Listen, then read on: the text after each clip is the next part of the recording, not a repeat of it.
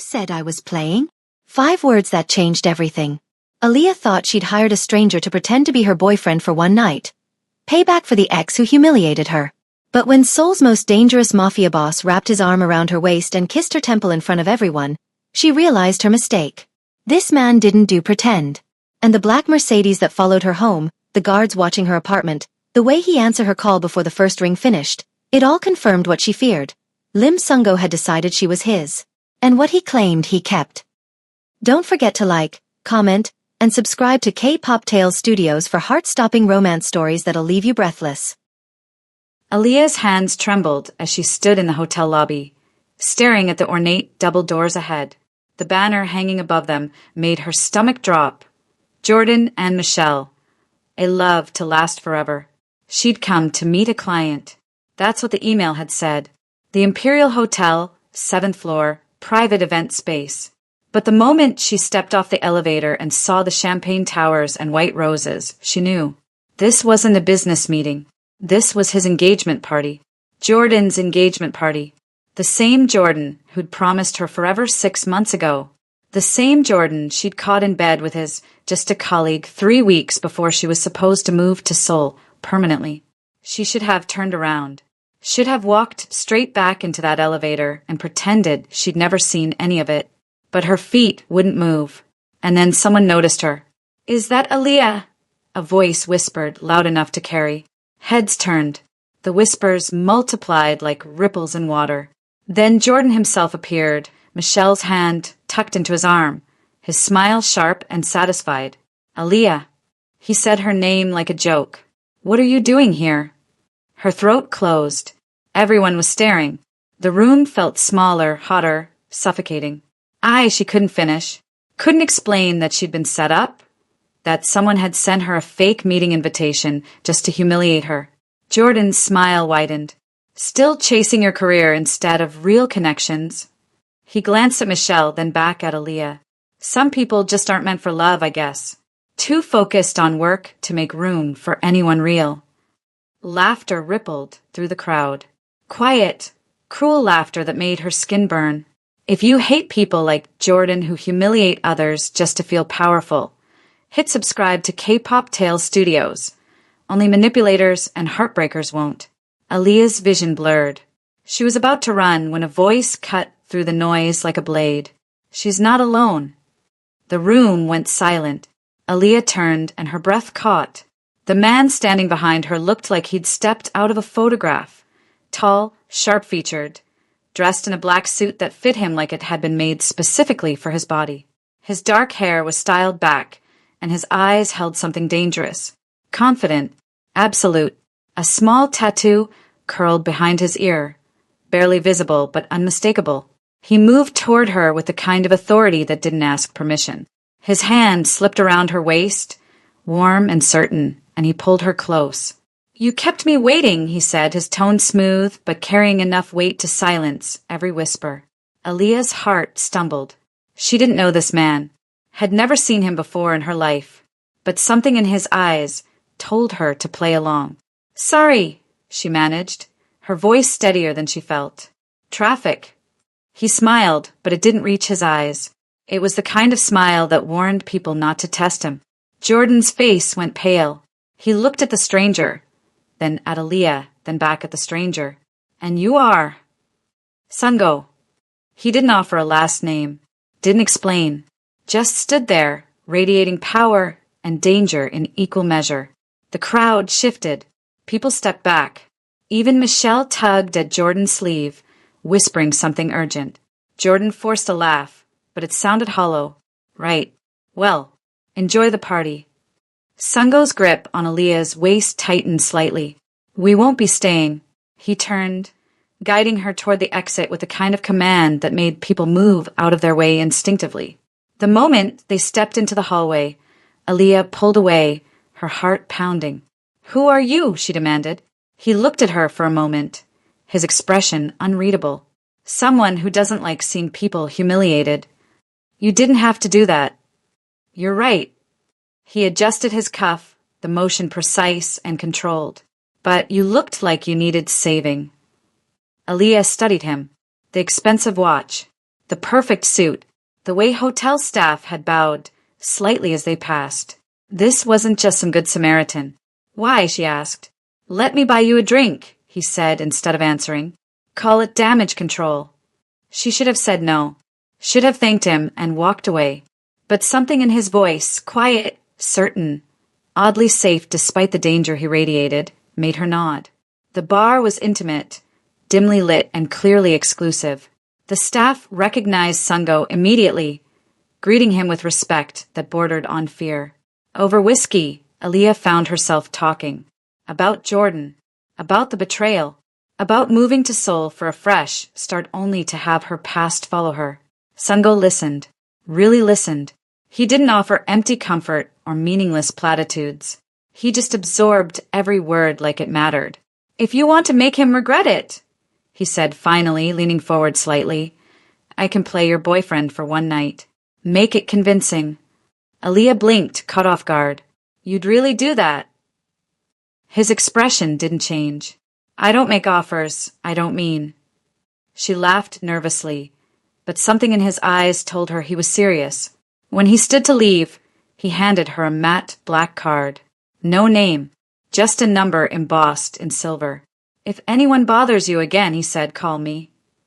Who exactly are you? She asked. He smiled, slow, confident, knowing. The one man in Seoul your ex shouldn't have crossed. Then he was gone, leaving Aaliyah alone with a business card that felt heavier than it should and questions she couldn't answer. Subscribe to K-Pop Tale Studios and comment what time you're watching this if you can't stand people who use humiliation as a weapon. Let's stand together against toxic exes like Jordan. 3 days passed before Aaliyah touched the black card again. She'd tucked it into her wallet, told herself she'd never use it, that whatever happened at the hotel was a one-time thing. But when the invitation to the Seoul Marketing Excellence Gala arrived, and she saw Jordan's company listed as a sponsor, her fingers found that card like it had been calling to her. The gala was already in full swing when she arrived. Crystal chandeliers, designer gowns, the city's business elite mingling with champagne glasses. Aaliyah had almost convinced herself Jordan wouldn't show when she saw him across the room. He spotted her at the same moment. His expression shifted, surprise, then something uglier. He started walking toward her, Michelle trailing behind. Aaliyah's pulse spiked. She pulled out her phone, staring at that single number embossed on the card she'd photographed. Her thumb hovered over the call button. This is insane. He's a stranger. Jordan was 20 feet away now. 15. She pressed call. Sungo answered on the first ring. Aaliyah. The way he said her name made her breath catch, like he'd been expecting this, waiting for it. Her voice wavered. I need that favor. The boyfriend thing. Are you busy? Where are you? The Shilla Hotel. The marketing gala on the 5th floor. But if you can't... 30 minutes. The line went dead. Jordan reached her before she could process what she'd just done. Aaliyah, funny seeing you here. His smile was sharp. Alone again. Actually, she started, but Michelle cut her off. Jordan, let's not make a scene. I'm not making a scene. I'm just checking on an old friend. He leaned closer, his voice dropping.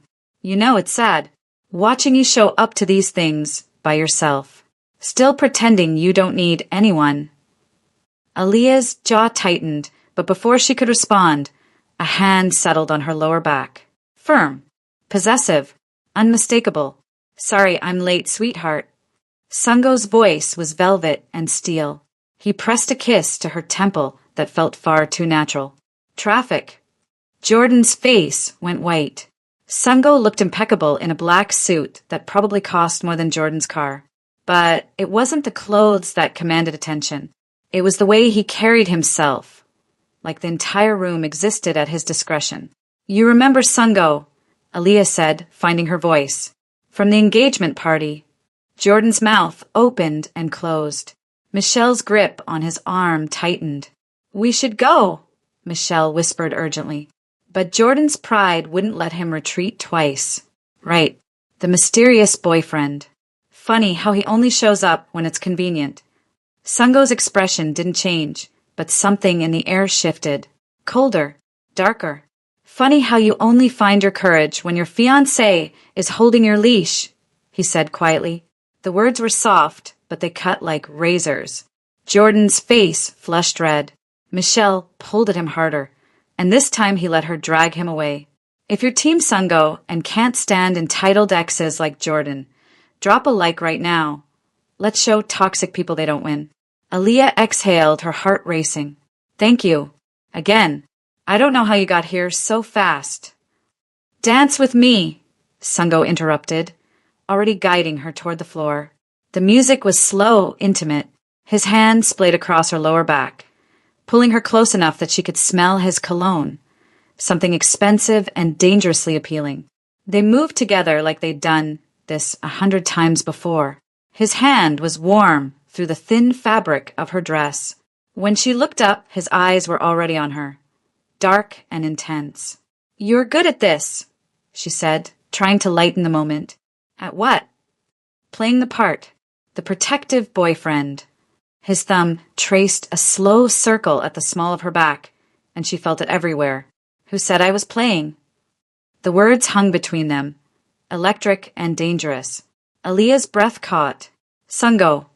You're tense, he murmured, his lips close to her ear. Relax. Everyone's watching. We need to make this convincing. Convincing. Right. This was pretend. An act. But the way his hand tightened on her waist, the way his eyes burned into hers, didn't feel like acting. The song ended, but neither of them moved. I need some air, Aaliyah said, suddenly too warm. He nodded, but his hand stayed on her back as they walked toward the balcony. The night air was cool, a relief against her flushed skin. She leaned against the railing, trying to steady her breathing, when she heard footsteps behind them.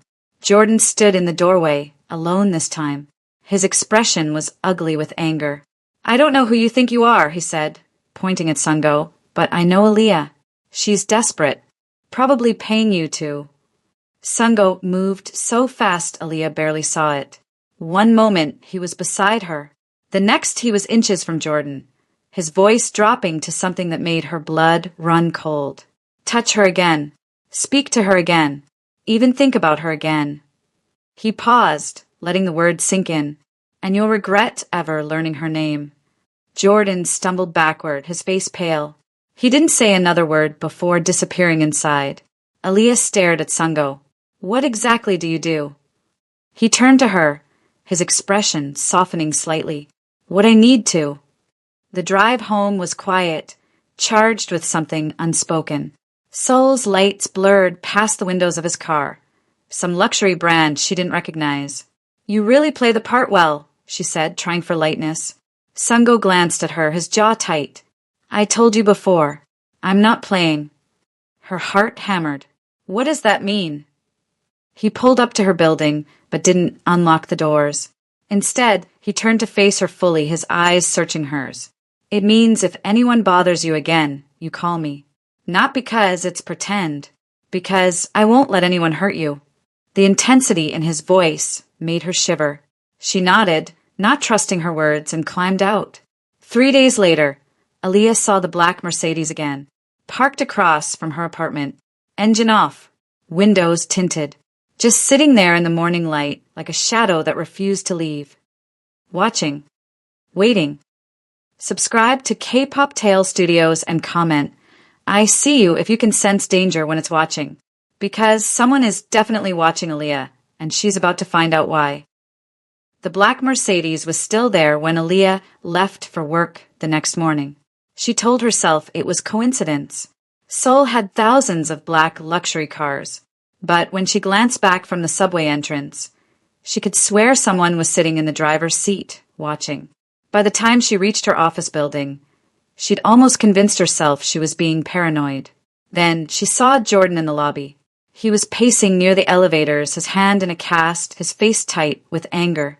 The moment he spotted her, he started walking toward her with purpose. We need to talk, he said, his voice low and dangerous.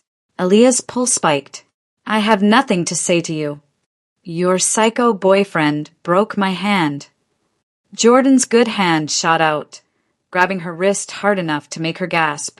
Do you know what that cost me? I had to cancel 3 client meetings.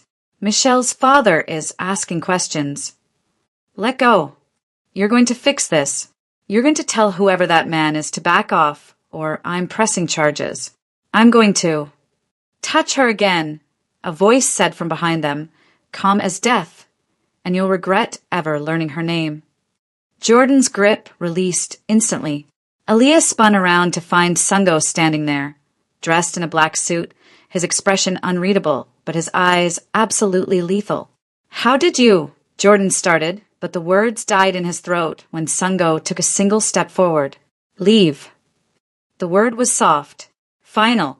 Jordan stumbled backward, his face pale, and practically ran out of the building.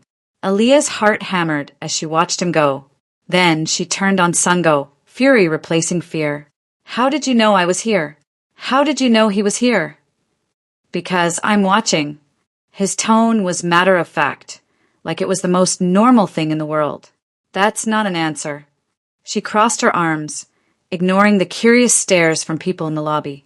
Are you following me? Protecting you. That's not protection, that's control. Something flickered in his eyes. Sometimes they looked the same. The casual admission made her blood run cold. She studied him properly for the first time since he'd appeared. The perfect suit, the tattoo behind his ear that she'd noticed before, but never really looked at. Now, in the bright lobby lights, she could see it clearly. A symbol. Stylized. Familiar. Her breath caught. She'd seen that mark before. In a news article about organized crime in Seoul. The Hanrim Syndicate. That tattoo, she said slowly. I know what it means. Sungo's expression didn't change. Do you? You're in the Mafia. No. He stepped closer, his voice dropping to something intimate and terrifying. I am the Mafia. The lobby seemed to tilt. Aaliyah backed away, her mind racing. The deference people showed him, the fear in Jordan's eyes, the way he moved through the world, like he owned it. I need to go, she said, her voice shaking. Aaliyah. Don't. She held up a hand. Just don't. She walked away before he could stop her, but she felt his eyes on her back the entire way to the elevator. Over the next 3 days, Aaliyah noticed things she'd been too distracted to see before. The man in the dark suit who sat 3 tables away at her favorite cafe. The black sedan that was always parked on her street. Different drivers, but the same watchful eyes. Phone calls that rang once and went silent the moment she answered. She wasn't being protected. She was being monitored. On the 4th day, she'd had enough. She found out through a quick internet search that Sungo owned half the clubs in Gangnam. The Eclipse was his crown jewel. Exclusive, expensive, impossible to get into without connections. Aaliyah walked straight up to the entrance. 2 massive security guards blocked her path. Members only. I'm here to see Sungo. The guards exchanged glances. One spoke into his earpiece, then moved to physically stop her when she tried to walk past. Let her through. The voice came from a speaker somewhere. Sungo's voice. The guards stepped aside immediately. The club was darker inside, pulsing with music and low red lighting. People danced, drank, disappeared into shadowy corners. But everyone moved aside as Aaliyah walked toward the back, like they knew exactly who she was. Sungo sat in a private booth overlooking the main floor, flanked by 2 men in suits who looked like they could break bones without breaking a sweat. He dismissed them with a slight gesture when he saw her. Aaliyah. He stood buttoning his jacket. This is a surprise. You have to stop. She didn't bother with pleasantries. The cars. The men following me. The phone calls. All of it. No. The simple refusal made her angrier. You don't own me. You're in danger because of me. His voice was quiet, but absolute. You think I'll just let you walk around Seoul like a target? I didn't ask for your protection. No.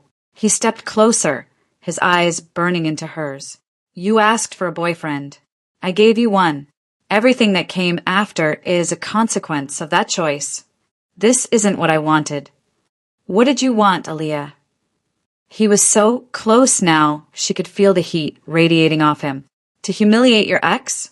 To feel powerful for one night? You got that, but you also got me. And I don't walk away from what's mine. I'm not yours. You kept my card. His voice dropped, intimate and dangerous. You called me. Twice. You let me touch you. Dance with you. Play your boyfriend in front of everyone who matters in your life. You made yourself mine the moment you said yes. The air between them crackled. Aaliyah's heart raced, but she couldn't tell if it was from fear or something far more dangerous. You're taking over my life, she whispered. I'm keeping you alive. His hand came up, not touching her, but close enough that she could feel the intention. There's a difference. She should have stepped back, should have walked away, but she didn't. Neither did he. The space between them burned, neither willing to close the distance, but both unable to move away. Finally, Aaliyah broke the moment, turning toward the exit. This isn't over, she said. No, Sungo agreed quietly. It's not. She didn't see him follow her out, but she knew he was watching. Always watching. When Aaliyah got home that night, her apartment door was unlocked. Her blood went cold. She pushed it open slowly, reaching for her phone. Nothing was broken. Nothing was stolen. But when she walked into her bathroom, her breath stopped. Written across her mirror in red lipstick, the letters dripping like blood. Stay away from Lim Sungo. Subscribe to K-Pop Tale Studios and comment she's not alone. If you believe women deserve protection, not threats. Only cowards send messages in the dark. Aaliyah's hands shook as she stared at the mirror. The red lipstick message still dripping like a threat. She didn't think. She just pulled out her phone and called the only number that mattered. Sungo answered before the first ring finished. Aaliyah. Someone was in my apartment. Her voice cracked. There's a message. On my mirror. They know your name. Lock the door. Don't touch anything. I'm coming. Sungo. 5 minutes. The line went dead. He arrived in 3. Aaliyah heard his voice in the hallway before she saw him, speaking rapid Korean to someone. Then her door opened and he was there, his expression colder than she'd ever seen it. Show me. She led him to the bathroom. His jaw tightened when he saw the message, but his voice remained deadly calm when he spoke into his phone in Korean. Within seconds, 4 men in black suits appeared, moving through her apartment with surgical precision. Sungo turned to her, and for a moment, she saw something underneath the ice. Fury, raw and barely contained. Pack a bag, he said. 1 bag. Clothes, documents, anything irreplaceable. You have 10 minutes. What? No, I'm not. Aaliyah. He stepped closer, his voice dropping. They were inside your home. They know where you sleep. You're not staying here. So what? I'm supposed to just run away. You're supposed to stay alive. His hand cupped her face, gentle despite the steel in his voice. Pack. Now. The authority in his tone left no room for argument. 10 minutes later, she stood in her living room with a duffel bag, watching strange men dust for prints and check her windows. This didn't feel real. Let's go, Sungo said, his hand at her lower back. Where? Somewhere safe. The drive through Seoul's night streets felt surreal. Aaliyah watched the city blur past, her mind racing. When they pulled up to a building in Gangnam that looked like it cost more than her entire apartment complex, she finally found her voice. Are you kidnapping me? Sungo looked at her, and his expression softened just slightly. No, I'm keeping you alive. The penthouse took her breath away. Floor-to-ceiling windows overlooked the Han River, the city lights reflecting off the water like scattered diamonds. Everything was glass, steel, and shadows, beautiful and cold and imposing. Guest room is down the hall, Sungo said, setting her bag down. Bathroom stocked. If you need anything, my room is at the other end. How long am I staying here? Until it's safe. And when will that be? His silence was answer enough. Aaliyah watched him make calls in rapid Korean, his voice sharp and commanding. She caught certain words, names, locations, orders. This was his world. Power and danger and control. She should have been terrified. Part of her was.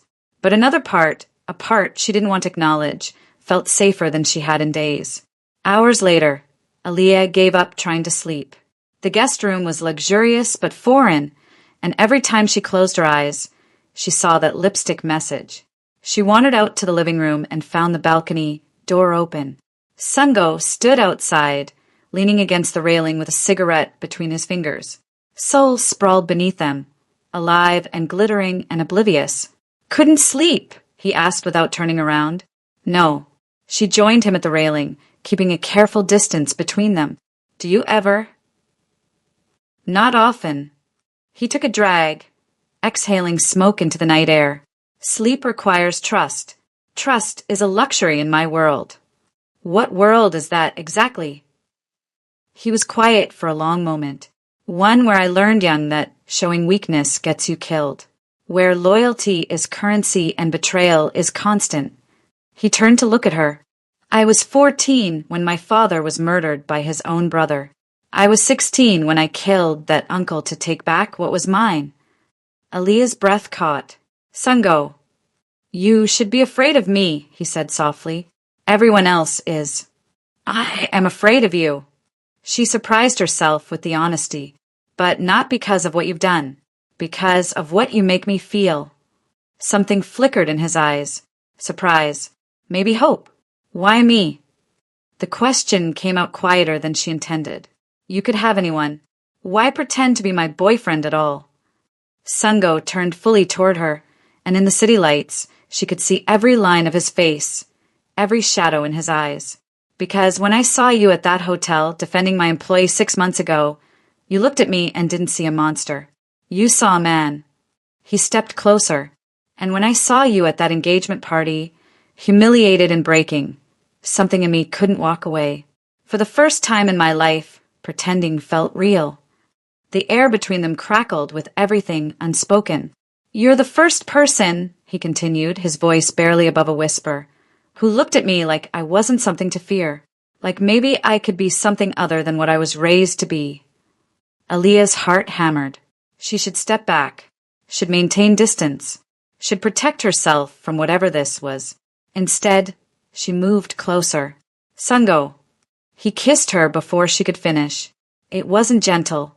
It was desperate, claiming, full of everything they'd been holding back. His hand slid into her hair, tilting her head back, and she felt the kiss everywhere, in her chest, her stomach, her fingertips. When they finally broke apart, both breathless, Soul hummed below them, oblivious to the world shifting between two people on a balcony. This is dangerous, Aaliyah whispered against his lips. Everything about me is dangerous. His thumb traced her jaw. But I won't let anything hurt you. Not even myself. She believed him. God help her, she believed him. The moment shattered when Sungo's phone buzzed. He pulled it out, his expression darkening as he read the message. What is it? Aaliyah asked, fear creeping back in. He was silent for a moment, his jaw tight. When he looked at her, something had changed. The softness was gone, replaced by the cold calculation she'd seen in the club. The jade serpents. His voice was flat. They're the ones who left the message. And they've put a price on your head. The world tilted. What? They know you're connected to me. They think taking you will weaken my position. His hand cupped her face. They're wrong. It only makes me more dangerous. How much? The question came out small. Enough that every desperate criminal in Seoul will be looking for you. His eyes burned into hers. But they'll have to go through me first. Subscribe to K-Pop Tale Studios and comment. She deserves protection. If you believe putting innocent people in danger to hurt others is pure evil, only monsters target the innocent. The penthouse transformed overnight into a fortress. Aaliyah woke to the sound of men's voices, speaking in rapid Korean. When she emerged from the guest room, she found Sungo's living room filled with armed guards, laptops displaying security feeds, and intention so thick she could barely breathe. Sungo stood at the center of it all, issuing orders with cold precision. He looked different in the morning light, harder, more dangerous. This wasn't the man who'd kissed her on the balcony. This was the head of the Hanrim syndicate. When he saw her, something softened in his expression, but only for a moment. "Go back inside," he said. Not unkind, but absolute. "No." Aaliyah crossed her arms. "If I'm the reason for all this, I deserve to know what's happening." His jaw tightened, but he dismissed his men with a gesture. They filed out silently, leaving them alone. "The Jade Serpents made their move public," he said. "Every criminal with a death wish now knows there's money on your head. I'm locking down every access point, every vulnerability. You don't leave this penthouse until I eliminate the threat. So I'm a prisoner. You're protected. Those aren't the same thing." Her voice rose despite herself.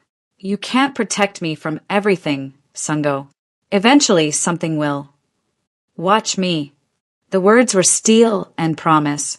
"I've built an empire by making impossible things happen. Keeping you safe is not impossible. It's mandatory." The intensity in his eyes should have frightened her. Instead, it made her heart race for entirely different reasons. If you believe love means protecting, not controlling, hit subscribe to K-Pop Tales Studios. Only predators use fear to justify power. The ambush came 3 hours later. Aaliyah was reading in the guest room when she heard shouting, then gunfire, sharp cracks that made her blood run cold. She ran to the living room and found Sungo barking orders into his phone, his expression murderous. "What happened?" she demanded. "They hit one of my cars." His voice was ice, the one that was supposed to transport you to a safe house. "They thought you were inside." Her stomach dropped. "Was anyone?" "My driver's in critical condition. 2 guards are dead." He turned to face her, and the fury in his eyes was terrifying. "They came for you, Aaliyah, and they killed my people trying to get to you." Before she could respond, he was gone, moving toward the door with lethal purpose. "Where are you going?" "To remind them why no one touches what's mine." The door slammed behind him, and Aaliyah was alone with guards who wouldn't meet her eyes. Hours passed like years. She paced the penthouse, her mind racing with horrible possibilities. Every car that passed below made her flinch. Every sound made her heart stop. When the door finally opened near midnight, Sungo walked in alone. Blood stained his sleeve. His knuckles were split, but his expression was calm, the kind of calm that came after a storm had passed and left only destruction in its wake. "You're safe now," he said quietly, the first words out of his mouth. Not "I'm fine," not "it's over," just a confirmation that she was protected. Aaliyah's hands shook as she walked toward him. "What did you do?" "What I had to." His eyes met hers, unflinching. "They won't come for you again." "Because you—" She couldn't finish the sentence. "Because I made them understand that touching you means death. Slow death.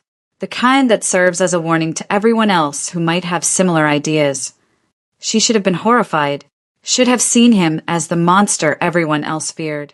But all she could think was that this man, this dangerous, ruthless man, had just gone to war for her. "Let me clean that," she said, nodding toward his bloodied sleeve. He let her lead him to the bathroom. They didn't speak as she carefully rolled up his sleeve, revealing bruised knuckles and a shallow cut on his forearm.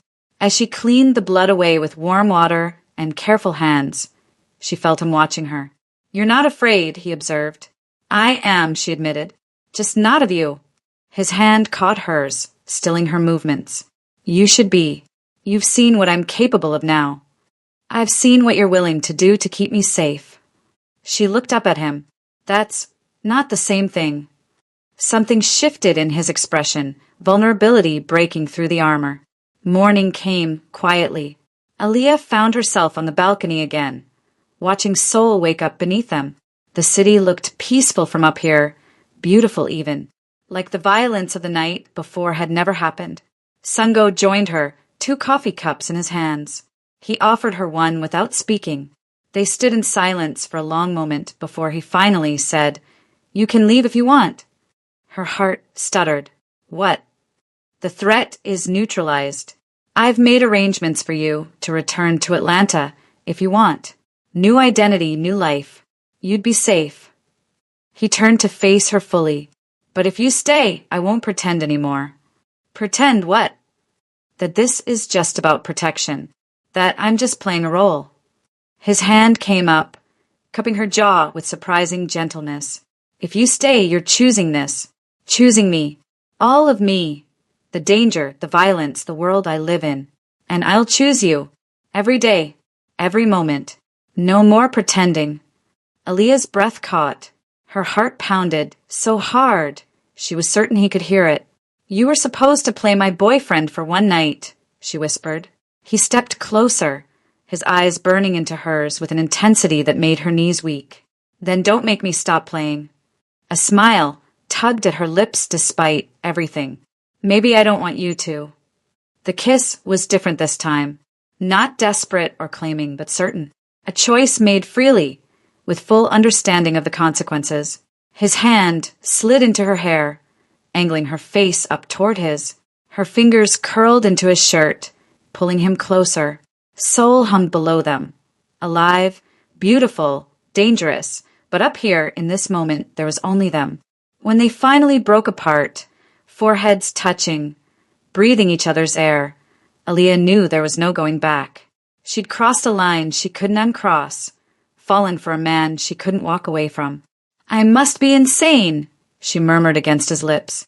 We both are, he agreed, his thumb tracing her jaw in a possessive way that made her heart race. The morning sun caught his face, highlighting the tattoo behind his ear, the mark of the Hanrim Syndicate, the symbol of everything dangerous about him. But when he looked at her like this, all she saw was the man who'd saved her pride, protected her life, and somehow made her feel more seen than anyone ever had. It was supposed to be pretend, one night of playing boyfriend to help her save face. But for Lim Sungo, the moment he'd wrapped his arm around her waist and called her his, it had become the only real thing he'd ever known. And for Aaliyah Brooks, the woman who'd sworn she'd never be anyone's fool again, falling for Seoul's most dangerous man was the most reckless, terrifying, and right thing she'd ever done. Subscribe to K-Pop Tale Studios and comment, real love is worth the risk if you believe choosing love over safety takes courage. Only cowards judge others for following their hearts.